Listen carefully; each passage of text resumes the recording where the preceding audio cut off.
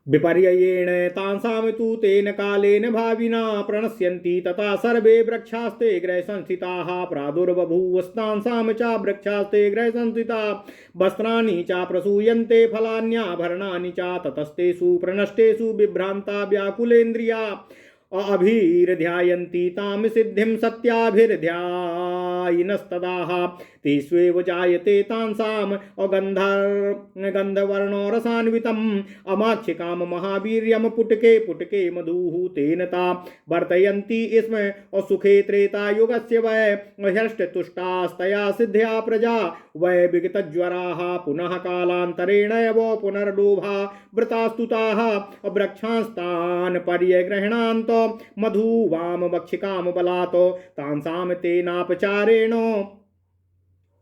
पुनर्लोककृतेन वै प्रनष्टा मधुना सार्धं कल्पवृक्षा क्वचित् क्वचितो असस्यामेवाल्पशिष्टायाम् असन्ध्याकालवसात्तदाः प्रावर्तन्त तदा तांसाम् अद्वन्द्वान्याभ्युत्थिपतानि च च्युतानि च शीतवाता तपस्तीव्रैस्तथा दुखिता वृषम् द्वन्द्वैस्तापीड्यमानास्तु चक्रुरावरणानि च कृत्वा द्वन्द्वप्रतीकारं निकेतानि हि भेजिरे पूर्वं निकामचारास्ते अनिकेताश्रयाभृतं यथा योग्यं यथा प्रीति निकेतेष्वावसन् पुनः अमरूधनवसु निम्नेषु पर्वतेषु नदीषु च संश्रयन्ति च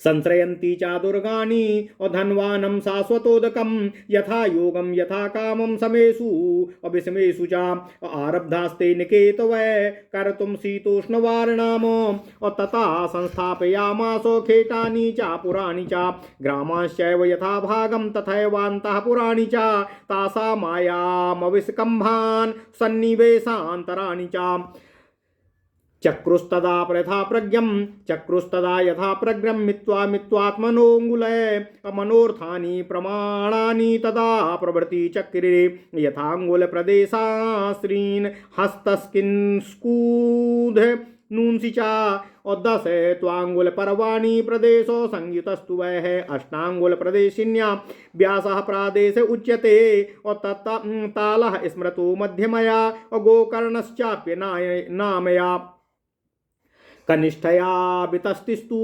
द्वादशांगुल उच्यते रत्नीरंगुल पर्वाणि संख्यया त्वेक विंशतिः चतुर्विंशतिभिश्चैव अह्यस्तस्वादंगुलानि तु अकिस्कुं स्मृतो द्विरत्नित्सु द्विचत्वारिदशांगुलं चतुर्हस्तं धनुर्दण्डं नालिकायुगमेव च धनुः सहस्रे द्वे तत्र गव्यूतिस्तैर्विभाव्यते अष्टौ धनुसहस्राणि योजनं तैर्निरुच्यते एतेन योजनेनैव सन्निवेशस्ततः कृताः चतुर्णामेव दुर्गाणाम् अश्वासद्मुत्थानि त्रीणि तु चतुर्थम् अकृत्रिमं दुर्गम् तस्य वक्ष्याम्यहं विधिं शोधोच्चाव प्राकारम् सर्वतश्चात्कावृतं तदेकं स्वस्तिकद्वारं कुमारीपुरमेव च स्त्रोतसी संहतकद्वारम् निखितं पुनरेव च हष्टाष्टौ च दश श्रेष्ठाः नवाष्टौ वा परे मताः खेटानां नगराणां च ग्रामाणां चैव सर्वसा त्रिविधानां च दुर्गाणां पर्वतोदक बन्धनम् ओम नमः शिवाय ओम नमः शिवाय ओम नमः शिवाय त्रिविधानां च दुर्गाणां विस्कम्भायामेव च योजनानां च निष्कम्भमष्टभागार्धमायतम् अपर परमार्धार्ध मायायां प्रागूदक प्रवणं पुरं छिन्नकर्णं विकर्णं तु व्यजनम् अकृतसंस्थितं वृत्तं हीनं च दीर्घं च नगरं च प्रशस्यते चतुरस्त्रार्जवं दीर्थम् अप्रशस्तं वै पुरं पुरं चतुर्विंशतिराद्यं तु हष्टनाष्टशतां परम् अत्र बध्यं प्रशंसन्ति ह्रस्वोत्कृष्टविवर्जितम् अथ विस्कुशतान्यष्टो अप्राहुर्मुख्यम् निवेशनम नगरादर्ध विषकंभम खेटम ग्रामम ततो वही और नगराद्योजनम खेटम और खेटाद ग्रामोर्धयोजनम और द्विक्रोशे परमासीमा क्षेत्र मीसा चतुर्धनु और विंशद्वनूंसी विस्तीर्णो दिशाम मार्गस्तु वै कृताः और विंशद्वानुर्ग्राम मार्गम सीमा मार्गो दशैवतु धनूंसी 10 विस्तीर्ण और श्रीमान राजपथा स्मृताः और नृवाजिरे थना गामा गामा और नाम संवाद सुंचराः धनूंसी चैव चत्वारि शिखारथ्यास्तु वै कृता और ग्रहरथ्योपैरथ्याश्च और द्विकाश्चाप्यूपारथ्यकाः घंटापथश्चतुष्पादः और स्त्रीपदम और चाग्रहान्तरम और वृत्तिमार्गास्त्वदर्धपदम प्रागवंशं पथिका स्मृताः अवसकरं परिवाहं पदमात्रं समन्तताः कृतेषु तेषु स्थानेषु पुनश्चक्रुर्ग्रहाणि वै मधाते पूर्वमासन् वै वृक्षास्तु गृह संस्थिताः तथा क्रतु समारब्धाश्चिन्तयित्वा पुनः पुनः वृक्षाश्चैव गता शाखा नाताश्चैव परागताः और अत ऊर्ध्वं गताश्चान्या एवं तिर्यगता पुराः अबुद्धवान् विष्यस्तथा न्यायो वृक्षशाखा यथा गताः और तथा कृतास्तु वै शाखास्तस्माच्छालास्तु ता स्मृताः एवं प्रसिद्धा शाखाभ्याः शालाश्चैव गृहाणि च तस्मात्त्या वै स्मृता शाला शालात्वं चैव तासु ततो प्रसीदति मनस्तासु मनः प्रासादयन्ति ताः तस्माद् ग्रहाणि शालश्च प्रसादाश्चैव संगीताः कृत्वा द्वन्द्वोपघातास्तास्तान् वार्तोपायमञ्चितयन् और नष्टेषु मधुना सार्धम कल्पवृक्षेषु वै तदाह विषा दव्याकुलास्ता वै प्रजास्तृष्णाक्षुधात्मिका और ततः प्रादुर्भवतांसाम सिद्धित्रेता युगे पुनः और वार्तार्थ साधिकाप्यन्त्या वृत्तिस्तांसाम हि कामतः तांसाम वृष्टियुका तस्तांसाम भ्रष्टे युधकानि हो यानि निम्नैर्गतानि तु भ्रष्टया तद्भवत्स्रोतं खातानि निम्नगा स्मृता एवं नद्या प्रवृतास्तु द्वितीये वृष्टिसर्जने और ये परस्ताद् पाम स्त्रोका आपन्ना पृथ्वीतले आपाम भूमेश्च संयोगादो सध्यास्तास्तु चाभवन् और पुष्पमूलो फलिन्यस्तु ओद सध्यास्तथा प्रजग्रे और अफालो कृष्टाश्चानुक्ताः और ग्राम्यारण्याश्चतुर्दशाः ऋतुपुष्पफलाश्चैव वृक्षागुल्माश्च जग्गिरे प्रादुर्भावश्च त्रेतायां वार्तायामौषधस्युतु तेनोषधेन वर्तन्ते प्रजास्त्रेता युगे तदा ततः पुनर्भूतांसां रोगो लोभश्च सर्वसाः और अवश्यम् अभाविनार्थेन ओम नमः शिवाय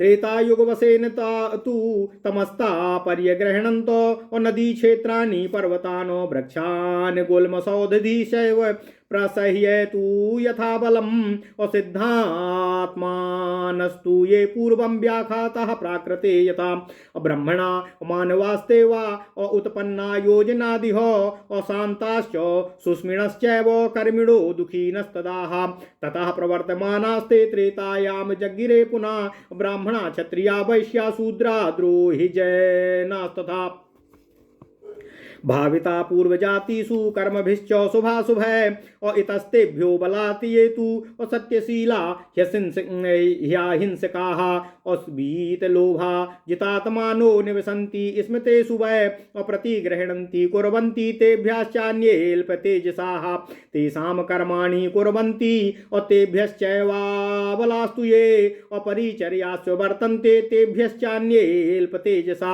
एवं विप्रतिपन्नेषु प्रपन्नेषु परस्परं तेन दोषेण तेषामिता ओषध्यो मिषेताम तदाह प्रनष्टा ह्रियमाणा वै अमुष्टिभ्यां सिकता यथा अग्रसद्भूर्युगबलाद ग्राम्यारण्याश्चतुर्दशाः फलं गृह्णन्ति पुष्पैश्च पुष्पं पत्रैश्च या पुनः ततास्तासु प्रनष्टासु बिभ्रान्तास्ता प्रजास्तदाः स्वयंभुवम् अप्रभुं जगमुः क्षुधाविष्टा प्रजापतिम् अभृत्यर्थमभिलिप्सन्त आदौ त्रेतायुगस्य तु ब्रह्मा स्वयंभुर्भगवांस्ताज्ञा तासां मनीषितम् अयुक्तं प्रत्यक्षदृष्टेनो दर्शनेनो विचार्य च अग्रास्ता पृथिव्या औषध्यो ग्रात्वा प्रत्युदुहत् पुनः कृत्वा वत्सं सुमेरुं तु दुदोह पृथिवीमिमाम् दुग्धेयं गौस्तदा तेनो बीजानि पृथ्वीतले जग्रे तानि बीजानि ग्रामरण्यास्तुता पुनः औषध्या फले पाकान्ताः सप्तदशास्तुताः व्रीहयश्च यवाश्चैव गोधूमा अणवस्तिलाः प्रियंगवो ह्युदाराश्च कारुसाश्च सवतीनकाः अमांसा मुद्गा मसूराश्च निष्पावाः सकुलत्कथाः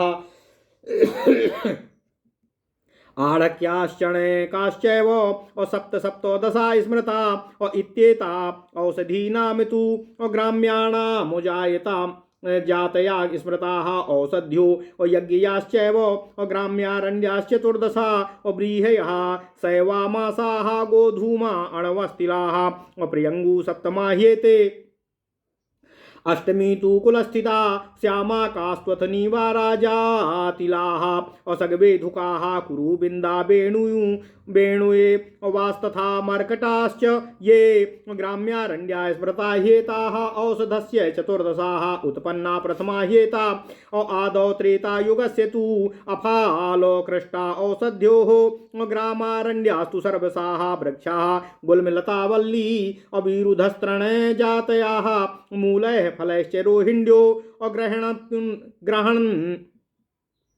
ग्रहणन पुष्पैश्च जायते पृथ्वी दुग्धातु बीजानि यानि पूर्वं स्वयंभुवाः ऋतु पुष्पफलास्तावै औषध्यो जग्गिरे तुहा यदा प्रसष्टा औषध्यो अनाप्रहोरन्ति तान् पुनः तथा सातांसाम वृत्त्यर्थम् अवार्तोपायं चकारः ब्रह्मा। ओम नमः शिवाय। ब्रह्मा स्वयंभूर्भगवान् दृष्ट्वा सिद्धिं तु कर्मजात ततः प्रभृत्याथ सद्यः अकृष्टपच्यास्तु जग्गिरे संसिद्धायां तु वर्तायां ततस्तांसां स्वयंभुवाः मर्यादाः स्थापयामास यथारब्धा परस्परं ये वै परिगृहीतारस्तामासामासन्वित् दात्मकाः इतरेषां कृतत्राणां स्थापयामास क्षत्रियानो औपतिष्ठन्ति ये तान् वै यावन्तो निर्भयास्तदा सत्यं ब्रह्म यथा भूतम् अब्रुवन्तो ब्रह्मणाश्च ते ये चान्येऽप्यबलास्तेषां वयसं कर्म संस्थिताः अकीनासा नाशयन्ति स्म पृथिव्यां प्रागतन्त्रिताः वैसन्येव तु तानाहुम् अकीनासान् वृत्तिसाधकानो अशोचन्तश्च द्रवन्तश्च परिचर्यास्तु ये रताः निस्तेजसोऽल्पवीर्याश्च शूद्रास्तान् ब्रवीत्तुषा तेषां कर्माणि धर्माश्च ब्रह्मा तु व्यादपाधात् प्रभुः संस्थितो प्राकृतायां तु चातुर्वर्ण्यस्य सर्वसाः पुनः प्रजास्तु तान् मोहान्ता धर्मान् पालयन् वर्णधर्मैरजीवन्त्योः व्यरुध्यस्तो परस्परं ब्रह्मा तमर्थं बुद्ध्या तु यथा तथ्येन वै प्रभुः क्षत्रियाणां बलं दण्डम् अयुद्धमाजीवपादिशत अयाजनाध्यापनं चैव तृतीयं च प्रतिग्रहं ब्रह्माणानां विभुस्तेषाम् अकर्माण्येतान्यथादिशत अपाशुपत्यं वाणिज्यम् अकृषि चैव विषाम ददौ अशिल्पाजीवम् अभृतिं चैव शूद्राणां व्यादधात् प्रभुः सामान्यपि तु कर्माणि अब्रह्मक्षत्र विंसाम पुनः यजेनाध्यायनं दानं सामान्यानि तु तेषु च कर्माजीवं ततो दत्त्वाः तेभ्यश्चैव परस्परं लोकान्तरेषु स्थानानि तेषां सिद्ध्या ददात् प्रभुः प्रजापत्यं ब्रह्मणानां स्मृतं स्थानं क्रियावताम् स्थानमोद्रम क्षत्रियाणां संग्रामेष्वापलानीयताम् स्थानमेन्द्रं क्षत्रियाणां संग्रामेष्वपलायिनामो वैश्यानां मारुतं स्थानम् स्वधर्ममुपजीविनामो गन्धर्वं शूद्रजातीनां प्रतिचारेण तिष्ठतामो स्थानान्येतानि वर्णानां व्यत्याचारवतां स्वयं ततः स्थितेषु वर्णेषु स्थापयामास चाश्रमान् अग्रहस्थो ब्रह्मचारित्वं वानप्रस्थं सभिक्षुकम् आश्रमाश्चतुरो ह्येतान् पूर्वमास्थापयत् प्रभु वर्णकर्माणि ये केचित्तेषामिह नाकुर्वति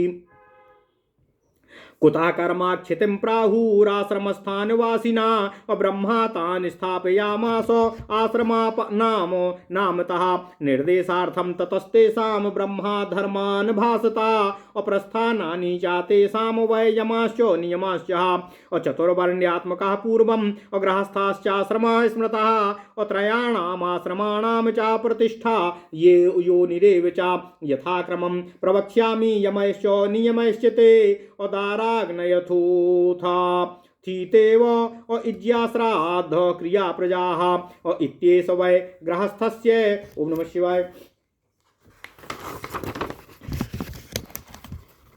समासा धर्म संग्रह दंडी चा मेखली चैव ह्याधसायी तथा जटी गुरु शुश्रूषणामैक्षम विद्यार्थम ब्रह्मचारिणा चीरपत्राजिनानि स्यूर्धान्यमूल फलौषधम उभे संध्येव गाहश्च अहोमश्चारण्यवासिनम् आसन्नो मुसले भैक्ष मस्तेयम शौचमेव च अप्रमादो व्यथायश्च दयाभूतेषु च क्षमा अक्रोधो गुरु शुश्रूषा सत्यम च दशमं स्मृतम्।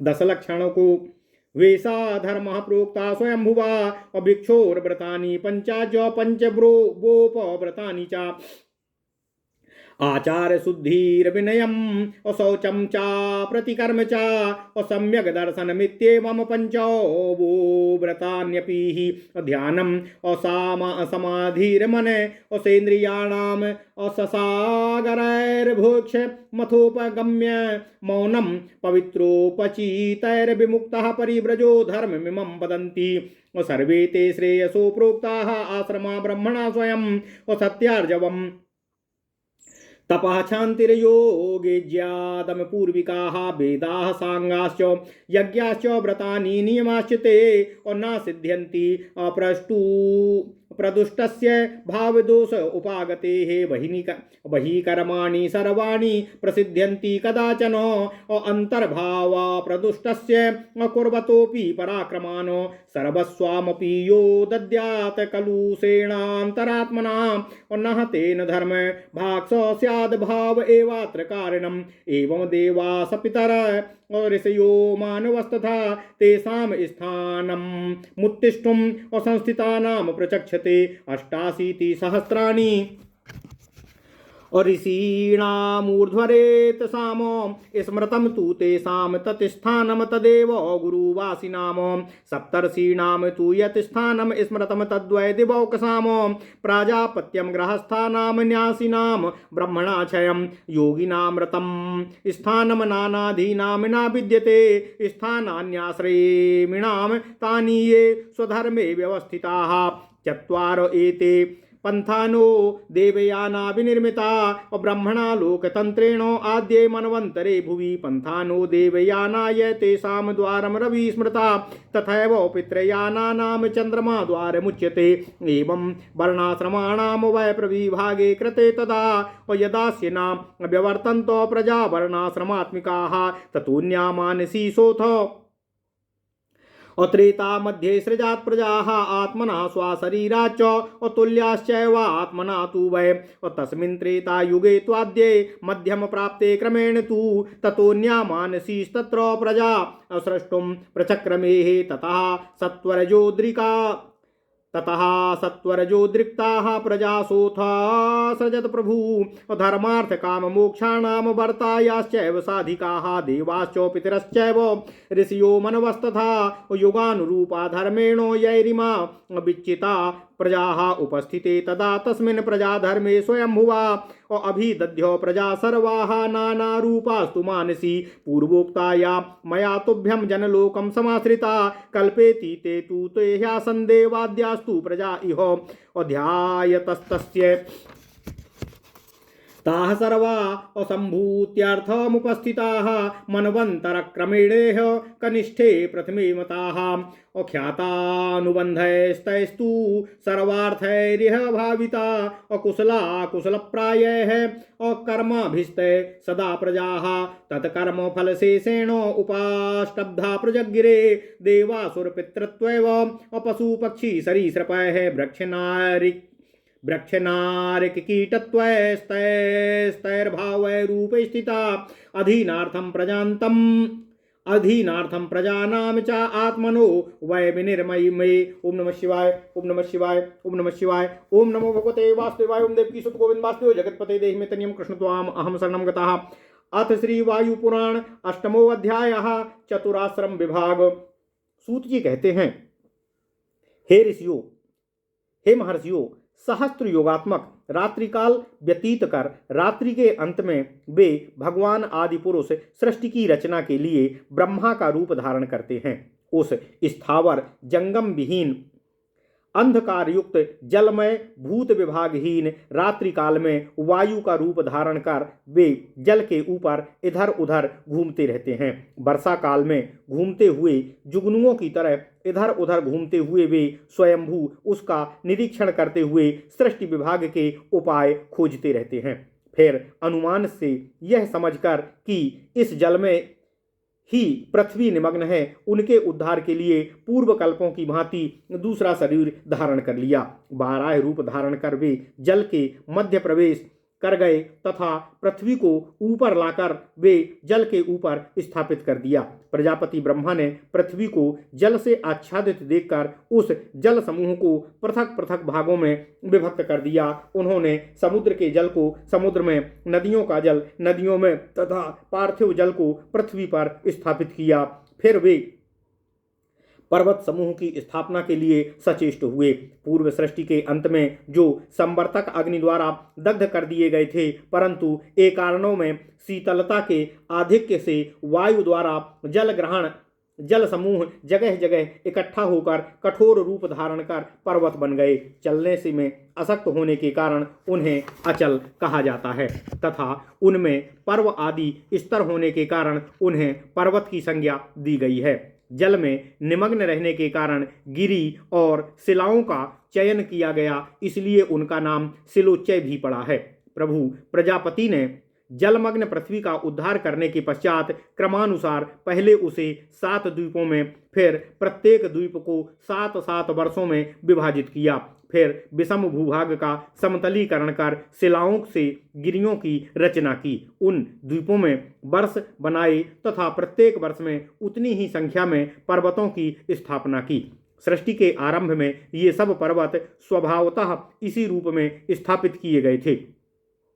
7 द्वीप तथा 7 समुद्र स्वभावतः एक दूसरे को मंडलाकार घेर कर स्थित हैं। सर्वप्रथम ब्रह्मा जी ने चंद्र, सूर्य, ग्रह तथा तारागणों सहित भू आदि 4 लोकों का निर्माण किया। कल्प के आरंभ में ब्रह्मा ने सृष्टि के आश्रयभूत मूल पदार्थों की सृष्टि की, जैसे जल, अग्नि, पृथ्वी, वायु, अंतरिक्ष, आकाश, स्वर्ग, दिशाएं, समुद्र, नदी, पर्वत, औषधियां, वृक्ष, लता, इन सबों की आत्मा, लव, काष्ठा, कला, मुहूर्त, संधि, रात्रि, दिन, पक्ष, मास, अयन, वर्ष, युग, अलग अलग स्थान तथा स्थानाभिमानी आदि स्थानाश्रय पदार्थों का निर्माण करने के पश्चात युगों का निर्माण किया। युग 4 हैं, कृतयुग, त्रेता, द्वापर तथा कलयुग। कल्प के आदि में सतयुग के प्रथम भाग में ब्रह्मा ने प्रजाओं की सृष्टि की।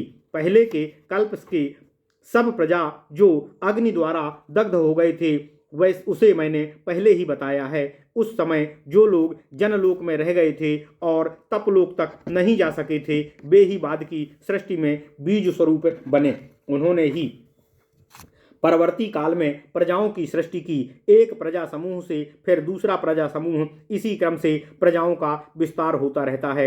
ये ही धर्म, अर्थ, काम तथा मोक्ष के साधक हैं। देवता, पितर, ऋषि तथा मनुगण तप के प्रभाव से अपने पदों और कार्यों को पूरा करने के लिए तपस्वी मानस पुत्रों के रूप में अलग अलग जन्म ग्रहण करते हैं। जो लोग द्वेष कर्म युक्त कर्म करते हैं वे भी सत्संग के प्रभाव से स्वर्ग को जाते हैं। वे ही प्रत्येक युग में इस संसार में प्रत्यावर्तन करते हैं।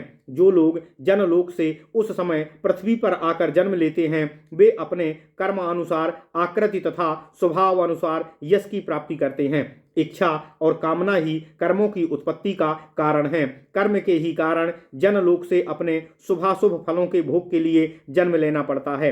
देवताओं से लेकर स्थावर तक के जनलोकवासी नाना प्रकार की योनियों में विविध रूप से उत्पन्न होते हैं। पहले के कल्पों में जो लोग जैसे जैसे कर्म किए हैं परवर्ती सृष्टि में भी वे लोग उसी तरह के कर्म में निरत होते हैं। उस समय वे स्वभाव तथा आचरण के कारण वे पूर्व जन्म की भांति हिंसा, अहिंसा, मृदुल, क्रूर, सत्य असत्य, धर्म अधर्म स्वभाव वाले होते हैं तथा यह ही उन्हें अच्छा लगता है। पूर्व कल्प में अपने उनके जो नाम रूप आदि थे बाद के कल्प में भी उन्हें वही प्राप्त होता है। इसलिए विभिन्न कल्पों में जन्म ग्रहण करने पर भी नाम रूप आदि एक ही प्रकार के होते हैं तथा वे एक ही नाम रूप से विभिन्न कल्पों में जन्म लेते हैं। सृष्टि हेतु तत्पर सत्य संकल्प वाले ब्रह्मा ने उनके अपने ध्यान प्रभाव से सुख द्वारा सहस्त्र युग्म प्रजाओं की सृष्टि की। वे सब प्रजा सत्वगुण की अधिकता वाले तथा स्थिर बुद्धि वाले थे। फिर उन्होंने अपने वक्ष स्थल से दूसरी सहस्त्र प्रजाओं की सृष्टि की। वे सब गर्व तथा उत्साह से संपन्न तथा रजोगुण की अधिकता वाले थे। फिर उन्होंने अपनी जंघा से रज तथा तमोगुण की बहुलता वाले दूसरे सहस्त्र प्रजाओं को उत्पन्न किया। वे सब असत्य कामना से युक्त थे। फिर दोनों पैरों से उन्होंने सहस्त्र शूद्रों को उत्पन्न किया। वे सब तमोगुण की अधिकता वाले श्रीहीन तथा अल्प बुद्धि वाले थे। वे सब प्रजा परस्पर प्रेम के कारण कामाक्रांत हो मैथुन कर्म में प्रवृत्त हो गए। उसी से मैथुनी सृष्टि प्रारंभ हुई। इस समय जिस प्रकार स्त्रियों में प्रत्येक माह में रजो दर्शन होता है उस समय वैसा नहीं था। इसलिए मैथुन करने पर भी उन्हें संतान की उत्पत्ति नहीं होती थी। अपनी आयु के अंत में वे केवल एक बार एक साथ ही पुत्र पुत्री को जन्म देते थे।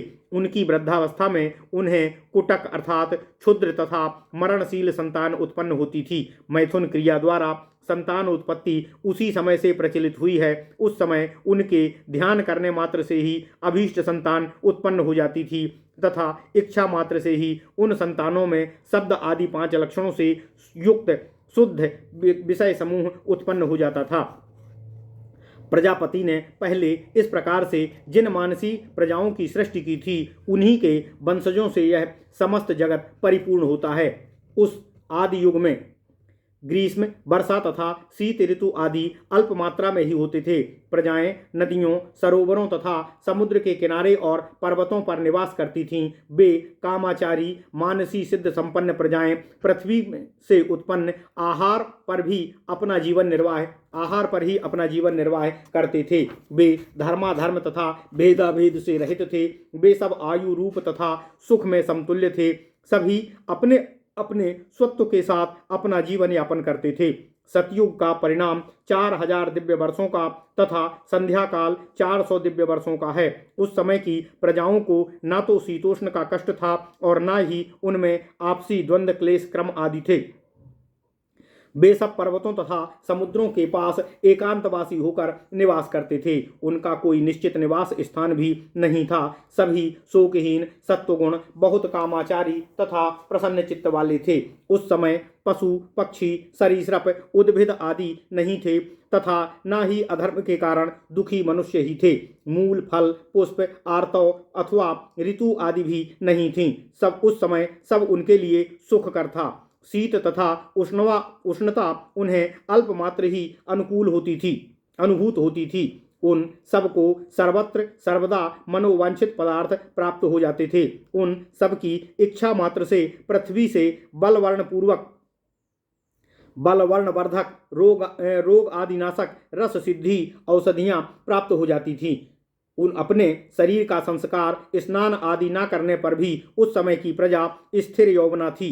उन सबके पवित्र संकल्प से ही मिथुन संतान की उत्पत्ति होती थी। उन संतानों का जन्म, रूप तथा मृत्यु एक जैसी होती थी। क्षमा, तुष्टि, सुख तथा संयम आदि सभी में विद्यमान थे। वे सब रूप, आयु, स्वभाव तथा क्रिया में समान थे। सभी में अन्य की अपेक्षा कोई अतिरिक्त विशेषता नहीं थी। कोई भी उचित अनुचित का विचार कर कोई कार्य नहीं करता था, बल्कि अपने स्वभाव के अनुसार ही कार्य करते थे। उस सतयुग में शुभ अथवा अशुभ किसी भी धर्म की प्रवृत्ति नहीं थी। न तो उस समय वर्ण व्यवस्था थी, न ही वर्ण संस्कार होता था। किसी में भी लोभ अथवा द्वेष नहीं था। सभी लोग परस्पर सुखपूर्वक समय व्यतीत करते थे, क्योंकि रूप तथा आयु में सभी समतुल्य थे। इसलिए उनमें उत्तम अधम का भाव नहीं था। उस सतयुग में सुख बाहुल्य तथा शोकहीन प्रजा ही उत्पन्न होती थी। वे सभी तरह से प्रसन्न चित्त, महाबलवान तथा महातेजस्वी होते थे। वे सब चेष्टा तथा लाभालाभ, प्रिय अप्रिय, मित्र अमित्र आदि भाव से रहित थे। उनके संकल्प मात्र से ही उनकी काम्य वस्तुएं उत्पन्न हो जाती थीं। उन सब में किसी के प्रति कोई अभिलाषा या अनुग्रह नहीं था। सतयुग में ध्यान, त्रेता में ज्ञान, द्वापर में यज्ञानुष्ठान तथा कलयुग में दान ही श्रेष्ठ है। सतयुग में सत्य, त्रेता में रज, द्वापर में रज तथा तम और कलयुग में तम गुण ही प्रधानता रहती है। युगों के क्रिया समूह के तारतम्य के कारण ही इस प्रकार का गुण तारतम्य घटित होता है। अब आप लोग सतयुग का परिमाण सुनिए। सतयुग का परिमाण 4000 दिव्य वर्षों का होता है। इसकी संध्या तथा संध्यांश का परिमाण 800 दिव्य वर्षों का होता है। उस समय की प्रजाएं क्लेश तथा विपत्ति रहित होकर यह काल व्यतीत करती थीं। सतयुग की संध्या अथवा संध्यांश के अंत में चतुष्पाद वाला युग धर्म एक पद से रहित हो जाता है, अर्थात धर्म 1/4 भाग नष्ट होकर 3/4 भाग ही शेष रहता है। संध्यांश के व्यतीत होने पर उस युग के अंत में प्रजाओं की मानसी सिद्धि विलुप्त हो जाती है और मानसी सिद्धि के विलुप्त होने पर सतयुग त्रेता के संधि काल में अन्य सिद्धियां भी लुप्त हो जाती हैं। सृष्टि के आरंभ में मैंने जिन अष्टविध मानसी सिद्धियों का उल्लेख किया था, वे सब की सब क्रमशः विलुप्त होती रहती हैं। सभी मनवंतरों में युग विभाग अनुसार प्रति सतयुग के आदि काल में वे सब सिद्धियां विद्यमान रहती हैं, किंतु युगांत के साथ साथ वर्णाश्रम तथा कर्म विभाग के कारण वे सभी सिद्धियां विनष्ट हो जाती हैं। सतयुग के संध्या काल में युग धर्म का एक पाद, संध्यांश काल एवं संध्याकालीन धर्म का एक पाद तथा त्रेता युग के आरंभ में उस संध्यांश काल के धर्म का एक पाद नष्ट हो जाता है। इसी क्रम से तपस्या, शास्त्र ज्ञान, बल तथा आयु का भी क्षय होता है। हे मुनिगणों, सूत जी कहते हैं, सतयुग के सध्यांश के क्षीण होने पर त्रेता युग प्रारंभ होता है। उस समय प्रजाओं में वह आदिकालीन सिद्धियां नहीं होती हैं जो सतयुग में होती हैं। उस समय फिर दूसरी सिद्धियां प्राप्त होती हैं। जल समूह की सूक्ष्मता के नष्ट हो जाने पर वे गरजने वाले मेघों के रूप में परिणित हो जाती हैं। उनसे वर्षा की सृष्टि होती है। एक बार की हुई वृष्टि से प्रजाओं के निवास स्थान में विविध प्रकार के वृक्ष उत्पन्न हो जाते हैं। उनमें से प्रजा वर्गों को उनके उपभोग की विभिन्न वस्तुएं प्राप्त होती हैं। त्रेता युग के प्रारंभिक काल में प्रजागण उसी से अपनी जीविका निर्वाह करते हैं। तत्पश्चात धीरे धीरे उनकी मनोवृत्ति में परिवर्तन होने लगता है। वे सब आसक्ति तथा लोभ के वश में हो जाते हैं। सतयुग के अंत में स्त्रियों में गर्भधारण की जो शक्ति होती है वह त्रेता युग में विलुप्त हो जाती है। तब स्त्रियों में प्रतिमाह रजोदर्शन आरंभ हो जाता है। उससे मिथुन से उत्पन्न प्रजाओं में प्रतिमाह संगम के कारण असमय ही संतान उत्पत्ति होने लगती है, जिससे अनेक संतति उत्पन्न हो जाती हैं। फिर क्रमशः काल परिवर्तन के कारण प्रजा वर्ग के निवास स्थान के निकट पहले उत्पन्न वृक्ष समूह नष्ट हो जाते हैं। तब प्रजागण विभ्रांति तथा व्याकुल होकर पूर्व की सिद्धियों का स्मरण करते हैं। उन प्रजाओं के सत्यता पूर्वक भली प्रकार से ध्यान करने पर ग्रह वृक्षों की उत्पत्ति होती है तथा उन्हीं सब वृक्षों से वस्त्र, आभरण, फल तथा उत्तम गंध, रंग, रसपूर्ण तथा महावीर्यकारक अमाक्षिक मधुमक्खियों से रहित मधु पत्तों से प्राप्त करते हैं। त्रेता युग के प्रजागण उसके द्वारा ही सुखपूर्वक समय व्यतीत करते रहते हैं। उस सिद्धि द्वारा वे सब प्रसन्न, तुष्ट तथा क्षोभ रहित होकर निर्वाह करते हैं।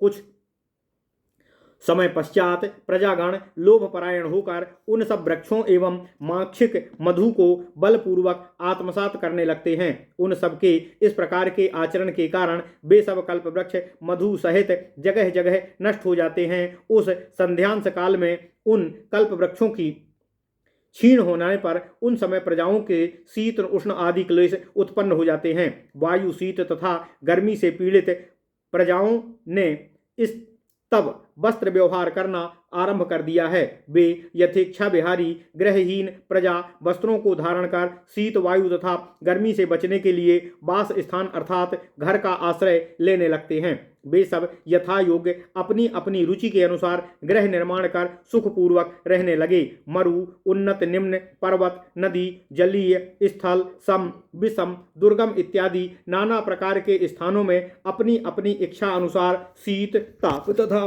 क्लेश के निवारणार्थ दुर्ग, भवन आदि का निर्माण करने लगे। उनसे ही खेत अर्थात छोटे छोटे ग्राम, पुर, अंतःपुर आदि की स्थापना हुई। उन सब की लंबाई चौड़ाई नापने के लिए अंगुलियों के नाप से विभिन्न प्रकार के नापों के नाम निश्चित किए गए। प्रदेश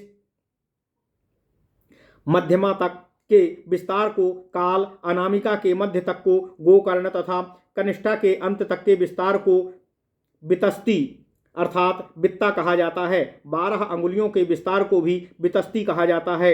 21 अंगुली पर्वों का एक रत्नी, 24 अंगुली पर्वों का एक हस्त तथा 2 रत्नियों का अर्थात 42 अंगुलियों का एक किस्कू होता है। 4 हाथ का एक धनु, दंड, नालिका तथा युग होता है। 2000 धनुष का एक गव्यूति तथा 4000 धनुष का एक योजन होता है। इसी नाप के विधि द्वारा ही उन लोगों को अपने अपने निवास स्थानों का निर्माण किया जाता है। उन लोगों ने 4 प्रकार के दुर्गों का निर्माण किया, जिनमें से 3 प्राकृतिक तथा 1 कृत्रिम होता है।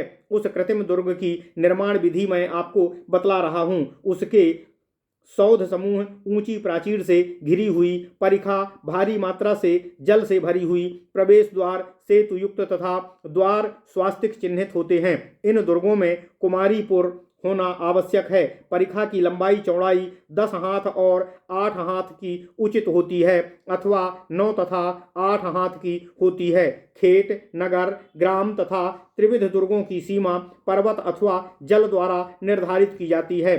त्रिविध युगों का जो विस्कंभ परिमाण होता है उसका आयतन परिमाण उसका 8.5 अंश का होता है। पुर के निर्माण में उसकी चौड़ाई लंबाई की अपेक्षा आधे परिमाण की हो तो उत्तम मानी गई है। उसका पूर्वोत्तर भाग थोड़ा नीचा होना चाहिए। छिन्न कर्ण, विकर्ण, वृत्ताकार, अति दीर्घ, अति क्षुद्र, सावकाश अथवा निरवकाश पुर निंदनीय होते हैं। चौकोर थोड़ा दीर्घाकार तथा एक ओर घना अच्छा होता है, किंतु इनमें पहला ही श्रेष्ठ है। 24 हाथ से 108 हाथ के विस्कंभ परिमाण युक्त समान रूप से चौकोर तथा मध्य भाग वाला पुर प्रशंसनीय होता है। पुर के मध्य भाग के प्रधान निवास स्थान पर विस्कंभ परिमाण 800 किस्कू, खेत का परिमाण नगर के परिमाण का आधा होता है। ग्राम का परिमाण खेत के परिमाण से कम होता है। नगर से खेत की दूरी 1 योजन तथा खेत से ग्राम की दूरी आधा योजन होती है। सीमा निर्धारण की अधिकतम दूसरी 2 कोस होती है।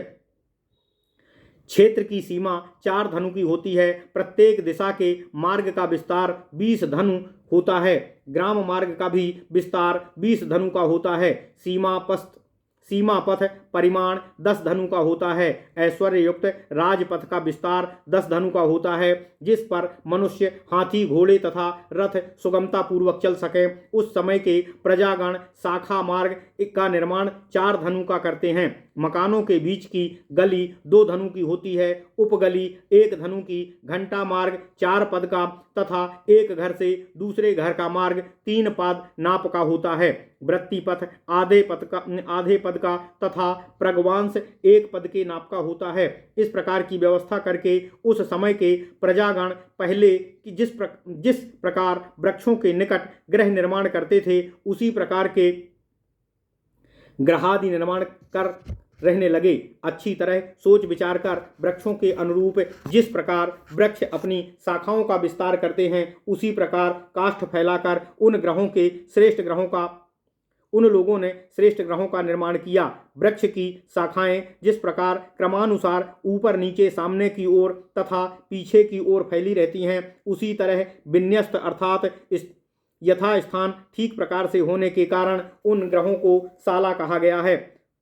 शाखाओं के आकार का होने के कारण वे ग्रह उस समय साला के नाम से प्रसिद्ध हुए। यही साला शब्द से व्युत्पत्ति का कारण है, जिससे मन प्रसन्न हो सके तथा जो मन को प्रसादित अर्थात संतुष्ट करे। उस प्रकार का होने के कारण ये ग्रहशाला तथा प्रासाद के नाम से विख्यात हुए। उस समय के प्रजा वर्ग इस प्रकार शीतोष्ण आदि के क्लेशों से बचने के उपाय कर अपनी जीविका के विषय में भी सोचने लगे। कल्प वृक्षों के नष्ट हो जाने पर और मधु के विलुप्त हो जाने से वे प्रजागण भूख प्यास से दुखी होकर व्याकुल हो गए।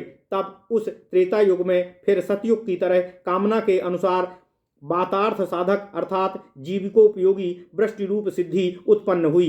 उस दूसरी वृष्टि की सृष्टि से भूतल में जो स्थान पहले जल विहीन होकर सूख गए थे, वे सब जलपूर्ण हो गए। तालाब नदी के रूप में परिणत हो गए। जगह जगह जल एकत्रित होकर भर गया, जिससे पृथ्वी रसवती होकर सस्यशालिनी हो गई। बिना जोते बोए ही गांव तथा जंगलों में पुष्प मूल तथा फल युक्त 14 प्रकार की औषधियां उत्पन्न हो गईं। ऋतुओं के अनुसार पुष्प फल से उत्पन्न वृक्ष तथा गुल्म एवं जीविका का साधन की अनेक प्रकार की औषधियां उस त्रेता युग में उत्पन्न हुईं। उन सब औषधियों के गुण से उस समय के प्रजा वर्ग सुखपूर्वक समय व्यतीत करने लगे।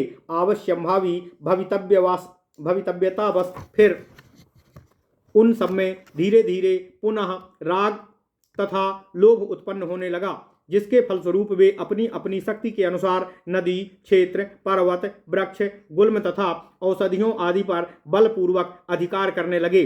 सतयुग के आरंभ में जिन सिद्धात्माओं ने के विषय में मैंने बताया है, वे सब ब्रह्मा की मानसिक सृष्टि हैं। यज्ञ तथा उनकी उत्पत्ति ये सब ही त्रेता युग में जन्म लेते हैं। शुभाशुभ कर्म के गुरुत्व लघुत्व के अनुसार यथाक्रम वे ब्राह्मण, क्षत्रिय, वैश्य तथा इन तीनों वर्णों से द्रोह करने वाले शूद्र, इन 4 प्रकार की प्रजाओं की सृष्टि होती है। उन सबों में जो शक्तिशाली, सत्यवादी, अहिंसक, निर्लोभी, जितेंद्रिय होते हैं, वे ही इन सब पुरों में निवास करते हैं। जो लोग इनकी अपेक्षा कम शक्तिशाली हैं, वे इनके निकट ही इन लोगों से दान लेकर अपना निवास बनाते हैं। जो लोग इनसे भी दुर्लभ हैं, वे इनके यहाँ काम करके अपनी जीविका निर्वाह करते हैं। उनकी अपेक्षा भी जो हीन बल हैं, वे लोग उनकी सेवा करके अपना जीवन यापन करते हैं। इस प्रकार एक दूसरे की सहायता से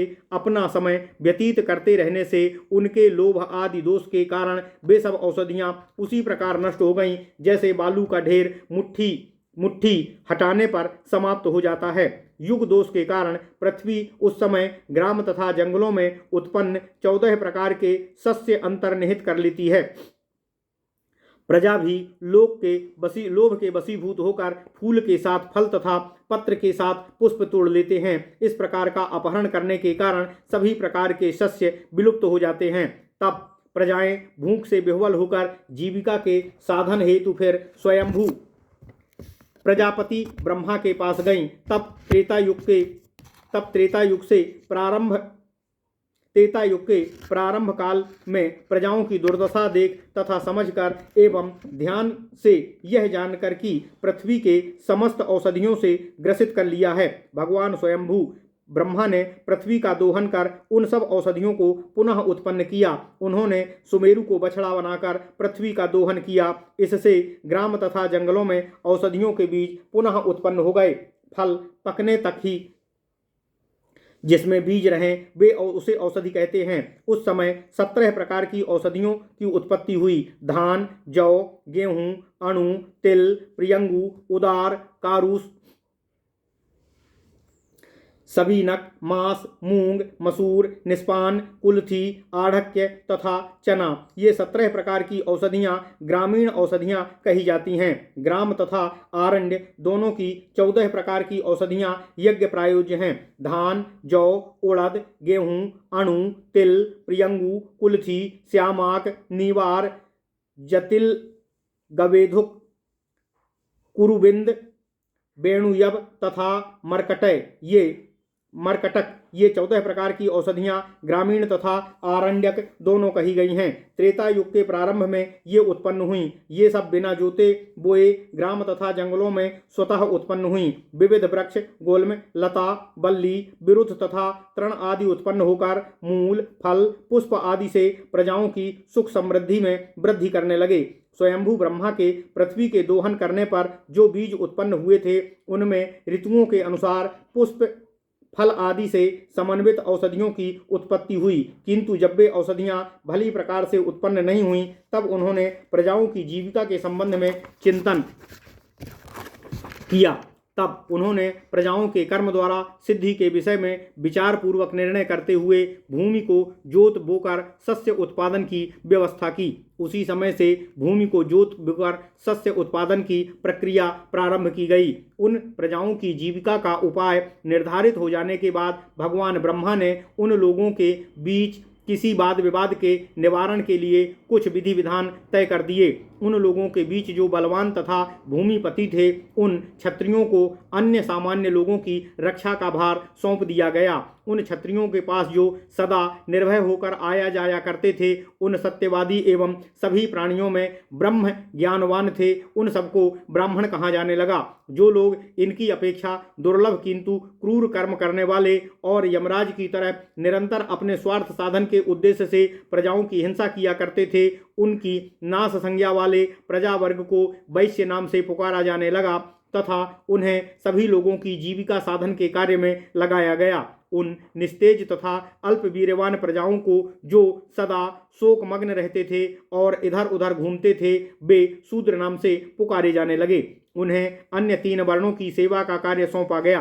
प्रभु ब्रह्मा ने उन सबों के धर्म कर्म का भी विधान निश्चित कर दिया।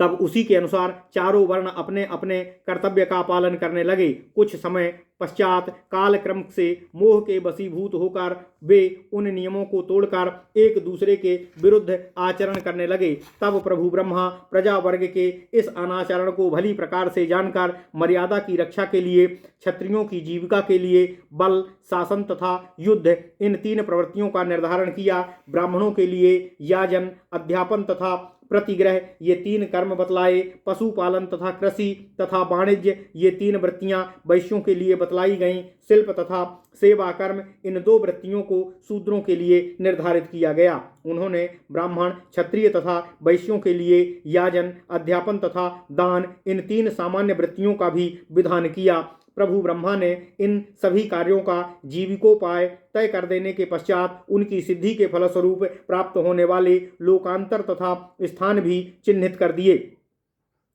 क्रियावान ब्राह्मणों के लिए प्राजापत्य स्थान, युद्ध से विमुख न होने वाले क्षत्रियों के लिए ऐन्द्र स्थान, स्वधर्म का पालन करने वाले वैश्यों के लिए मारुत स्थान तथा स्वाचार में निरत शूद्रों के लिए गंधर्व स्थान का निरूपण कर दिया।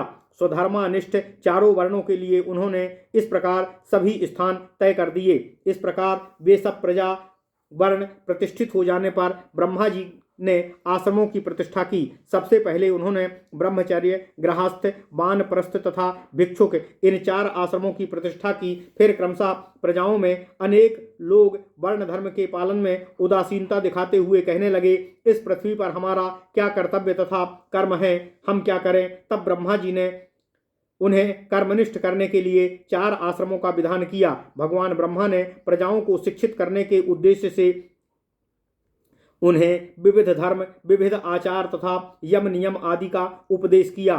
चारों आश्रमों में गृहस्थाश्रम ही अन्य आश्रमों की उत्पत्ति तथा स्थिति का मूल आधार है।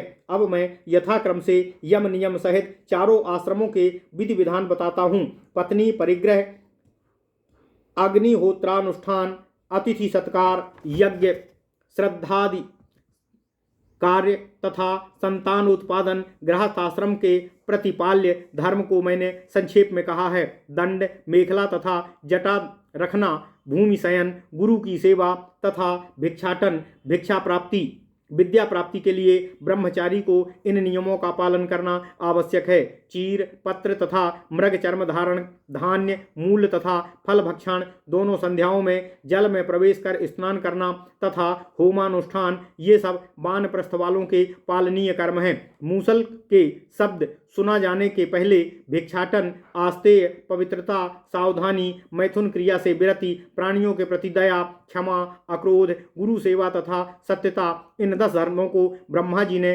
सन्यासियों के लिए बताया है। इनमें से प्रथम 5 मुख्य व्रत हैं तथा पीछे के 5 गौड़ व्रत कहे जाते हैं। इसके अतिरिक्त सदाचार, विनय, शौच, विलासिता, वर्णन तथा सम्यक विचार, ये 5 उपव्रत हैं। ध्यान, इंद्रिय तथा मन का नियंत्रण, भिक्षाटन के समय अपमानित होने पर भी मौन रहना, देह तथा इंद्रियों के प्रति प्रीतिकर उपचारों का परिहार, ये सब सन्यासियों के धर्म हैं। सभी आश्रम मनुष्य मात्र के लिए कल्याणकारी हैं, यह ब्रह्मा जी ने स्वयं कहा है। सत्य, सरलता, दया, क्षमा, योग, याग, दम, वेद, वेदांग, यजन, व्रत, नियम आदि कर्म सद्भाव रहित श्रद्धाहीन व्यक्ति के लिए फलप्रद नहीं होते हैं। जिसके हृदय में श्रद्धा नहीं है वह बाहर से आडंबर करने पर भी सिद्धि प्राप्त नहीं कर सकता है। कलुषित चित्त से सर्वस्व दान करने पर भी कोई मनुष्य उसके द्वारा धर्मभागी नहीं होता है। धर्म लाभ के लिए मानसिक भाव ही प्रधान कारण है। देवता, पितर, ऋषि, मनु आदि जिस प्रकार परलोक में निवास करते हैं, सन्यासी भी शरीरांत होने पर परलोकवासी हो जाते हैं। 88,000 ऊर्ध्वरेता हैं जो वे लोग जहाँ निवास करते हैं। गुरुकुलवासी ब्रह्मचारी भी वहीं स्थान पर निवास करने में समर्थ होता है। सप्तर्षि जहाँ निवास करते हैं वह ही देवताओं का निवास स्थान है। गृहस्थ प्रजापति लोक में निवास करते हैं। सन्यासी को ब्रह्मलोक की प्राप्ति होती है। योगियों को अमृत नाम वाला कैवल्य पद प्राप्त होता है, परंतु अनेक प्रकार की बुद्धि वाले व्यक्तियों के लिए कहीं स्थान नहीं होता है। ये सब स्थान आश्रमाश्रित धर्मनिष्ठ व्यक्तियों के लिए ही निश्चित हैं। देवयान महापथ के ये आश्रम ही 4 साधारण मार्ग हैं। लोक विस्तार की इच्छा रखने वाले ब्रह्मा ने आदि मनवंतर में देवयान प्राप्ति के निमित्त भूमंडल में इन सब का निर्माण किया था। सूर्य इन सब मार्ग के द्वार स्वरूप हैं। चंद्रमा को पितृयान मार्ग का द्वार कहा जाता है। इस प्रकार वर्णाश्रम विभाग की स्थापना करने पर भी ब्रह्मा जी प्रजाओं में उन सब वर्णाश्रम धर्म पालन में शिथिलता दिखाई गई। यह देखकर ब्रह्मा ने फिर आत्म शरीर से अपने ही समतुल्य कुछ मानसी प्रजाओं को उत्पन्न किया। प्रारंभिक त्रेता काल के मध्यकाल में उन्होंने अन्य मानसी प्रजाओं संतानों की उत्पत्ति का प्रयत्न किया। भगवान ब्रह्मा ने उस समय सत्वरज प्रधान देव, ऋषि, पितृ तथा मनु इन 4 प्रकार की संतानों की सृष्टि की। ये सब धर्म, अर्थ, काम, मोक्ष तथा जीवन यात्रा के साधक हैं। ब्रह्मा जी की इन संतानों ने ही धर्मानुसार युग के अनुरूप संतानों को उत्पन्न कर सृष्टि का विस्तार किया। स्वयंभू द्वारा निर्मित उस प्रजा धर्म से के पूर्ण प्रभाव काल में सभी प्रजाएं विभिन्न रूपों में मानसिक ध्यान करने लगीं। मैंने पहले भी बताया है कि अतीत कल्प में जो लोग जनलोक में थे वे ही इस कल्प में उक्त देवादि के रूप में जन्म लेते हैं। ब्रह्मा के ध्यान करने पर ही इन प्रजाओं की सृष्टि होती है। पहले अथवा अंतिम सभी मनवंतरों में वे इसी प्रकार उत्पन्न होते हैं तथा वे सब प्रत्येक मनवंतर में सुकर्म, दुष्कर्म, सुख दुख, यश अपयश, रूप गुण आदि सभी विषयों में एक ही प्रकार के होते हैं। प्राणियों को कर्मफल अवशेष रह जाने पर जन्म लेना पड़ता है। ये सब देवता, असुर, पितृ, पशु, पक्षी, सरीसृप, वृक्ष, नारकी, कीट आदि विभिन्न रूप में उत्पन्न होते हैं। भगवान ब्रह्मा ने अपने द्वारा सृष्ट प्रजाओं को सुख स्वच्छंदता के लिए ही इन विधानों की व्यवस्था की है। ओम नमः शिवाय। ओम नमः शिवाय। इति श्री वायु महापुराणे वायु प्रोक्ते चतुराश्रम विभाग कथनम नामाष्टमो अध्यायः। इस प्रकार श्री वायु महापुराण में चतुराश्रम विभाग कथन नामक 8वां अध्याय पूर्ण हुआ। ओम नमः शिवाय। ओम नमः शिवाय। ओम नमः शिवाय। कृष्ण त्वाम